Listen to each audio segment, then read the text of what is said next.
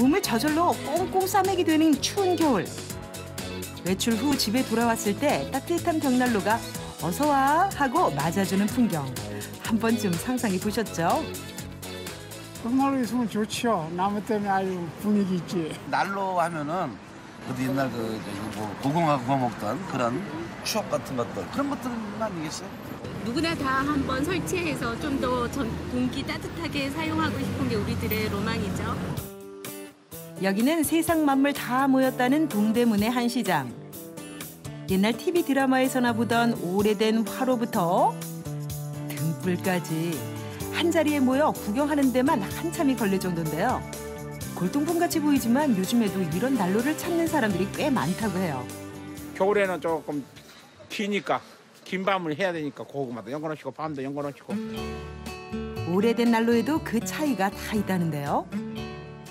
옛날에 썼던 거는 이제 무슨 뭐 이렇게 동그래 갖고 연탄도 떼고 뭐 이런 건 있었지만 나무를 떼고 하는 거는 이런 거는 사실 있는 집에나 뗐지 보통 없는 집에서는 이런 걸 떼지 못했죠.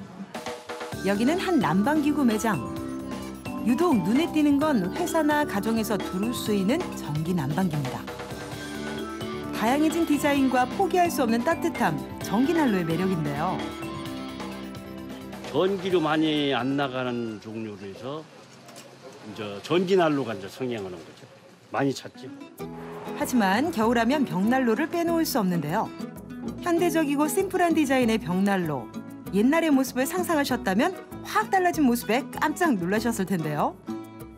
요즘 뭐 다양한 기능이라든가 디자인을 많이 찾고 있기 때문에 거기에 맞춰서 저희가 다양한 제품들을 좀 준비하고 있습니다. 시골에 살아서 네네. 장작 난로는 집에 썼었거든요. 네네. 근데 연료가 나무가 다 떨어져서 그걸 열었더니 연기가 엄청 나와서 고생을 네. 되게 많이 했어요. 네. 연료는 보시다시피 위쪽에 넣게 되어 있습니다.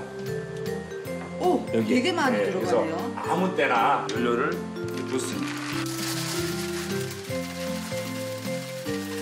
여기에 사용되는 연료인 펠렛은 목재의 부산물을 톱밥으로 분쇄한 후 압축해 만든 청정 바이오 연료입니다.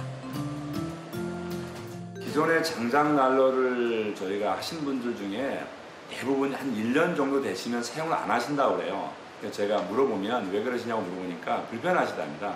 연기가 집 안으로 들어온다든가 이런 것 때문에 불편하셔서 사용을 안 하신답니다. 그래서 최근에는 그 자리에 펠렛 난로로 교체하는 경우가 상당히